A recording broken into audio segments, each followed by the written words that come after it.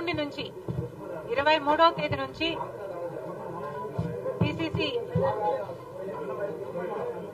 అధ్యక్షురాలిగా నేను 23 జిల్లాల పార్టీ కార్యకర్తలతో సమావేశం జరుగుతుంది. ఇది 9 రోజుల కార్యక్రమం.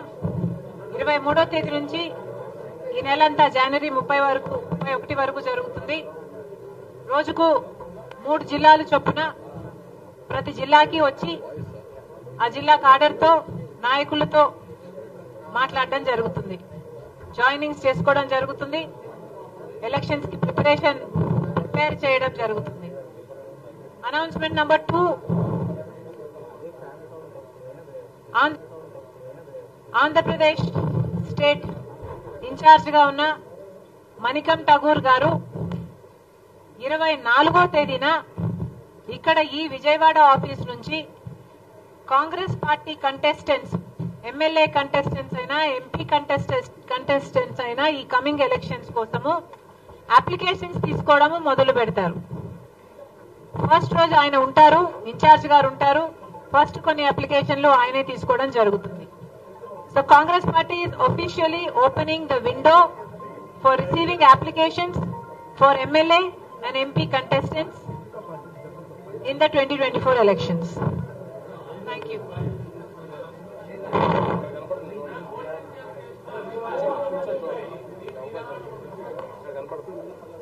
I am very happy to be in Andhra Pradesh.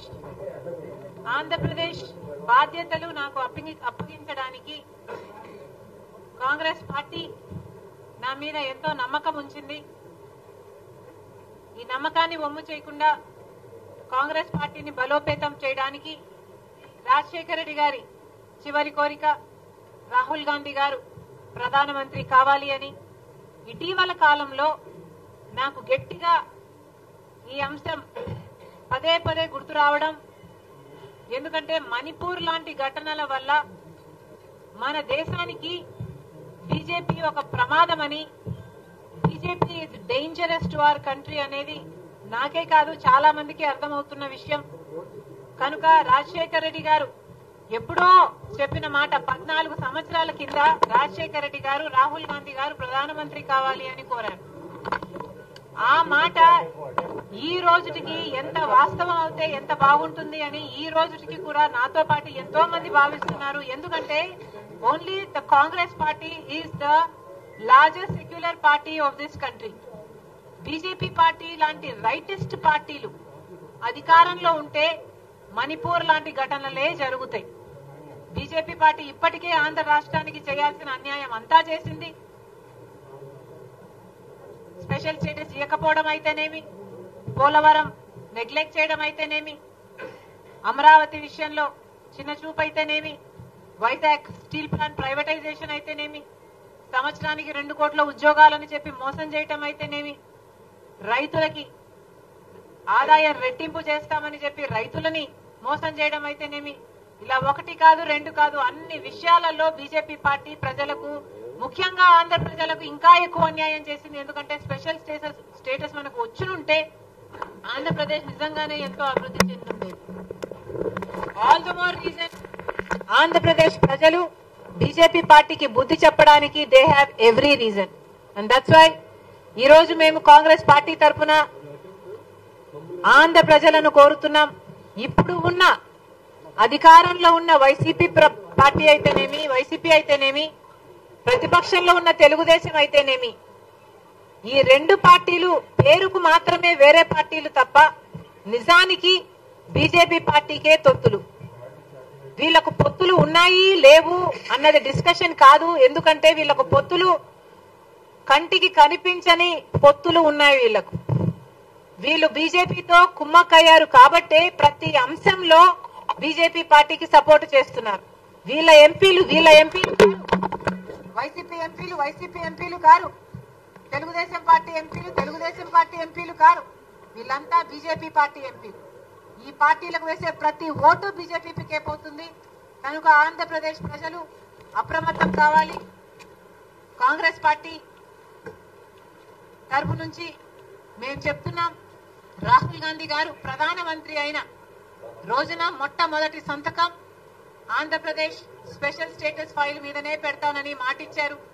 దయచేసి మళ్లీ బీజేపీ ట్రాప్ లో పడకండి. ఈ వైసీపీ అయినా తెలుగుదేశం పార్టీ అయినా వీళ్ళు ట్రాప్ లో అసలే పడొద్దు. ఎందుకంటే వీళ్ళు ప్రజలకు స్వలాభం కోసం ప్రజల ప్రయోజనాలని తాకట్టు పెట్టారు. గత 5 సంవత్సరాలలో ఒక్క విషయంలో కూడా వైసీపీ ఎంపీలు గాని తెలుగుదేశం పార్టీ ఎంపీలు గాని బీజేపీని వ్యతిరేకించింది లేదు. ఎందుకు అని అడుగుతున్నాం. ఆఖరికి మణిపూర్ ఘటనలో కూడా బీజేపీ పార్టీని వ్యతిరేకించలేదు అంటే వీళ్ళకు మాటికి బీజేపీ పార్టీతో పొత్తులున్నాయి. ప్రత్యక్షంగానో పరోక్షంగానో ఏదో రకంగానో బీజేపీ పార్టీ కోసమే ఈ 2 పార్టీలు పనిచేస్తున్నాయి. కాబట్టి ఆంధ్ర రాష్ట్ర ప్రజలు అప్రమత్తంగా ఉండాలి.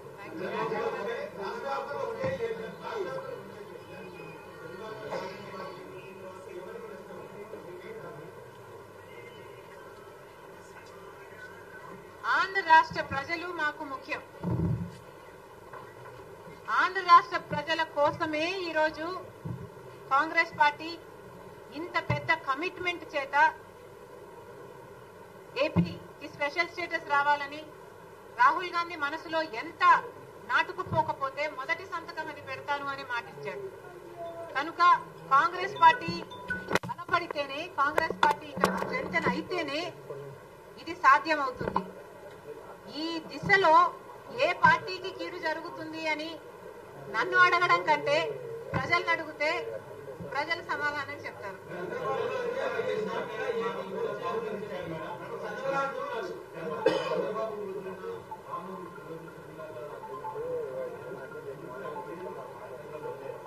జగన్ వదిలిన బాణంగా మీ చెప్పుకోవడం మీకు అభ్యంతరం లేదు, కానీ ఇంకొకరు వదిలిస్తే బాణం మీకు బాధ అయిందా? నేను ఎవరు వదిలిన బాణం కాదు. I'm an individual. Just because I'm a woman, don't talk cheaply about me.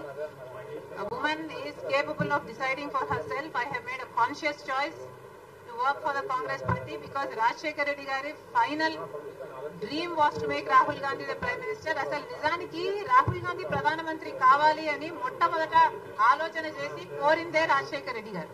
That's why I'm here.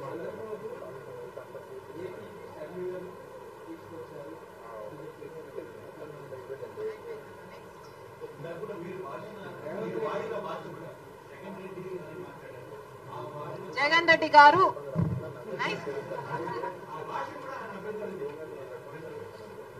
Jagan Reddy గారుకు కూడా అభ్యంతరం ఉందా?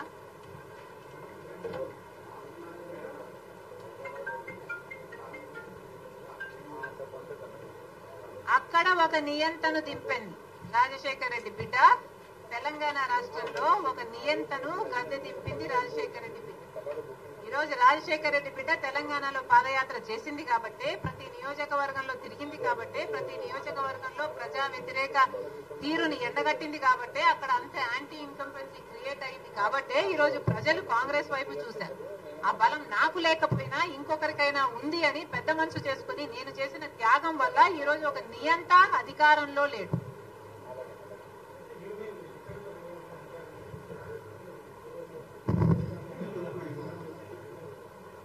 నిజానికి రీజనల్ పార్టీస్ కు చెందిన నాయకులు అధికారం లేకొస్తే నియంత్రణే అవుతారని చరిత్ర పదే పదే చెప్తుంది.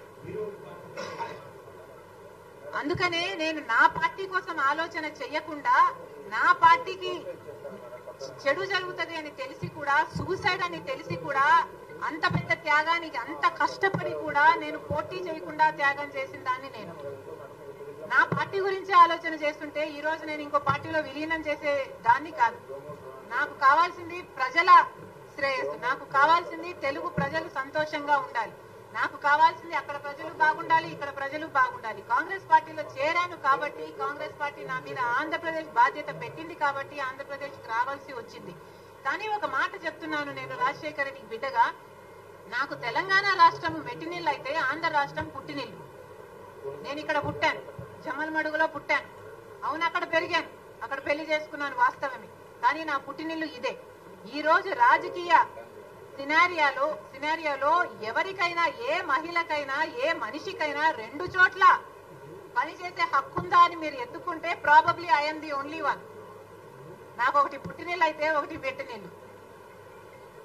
Thank you.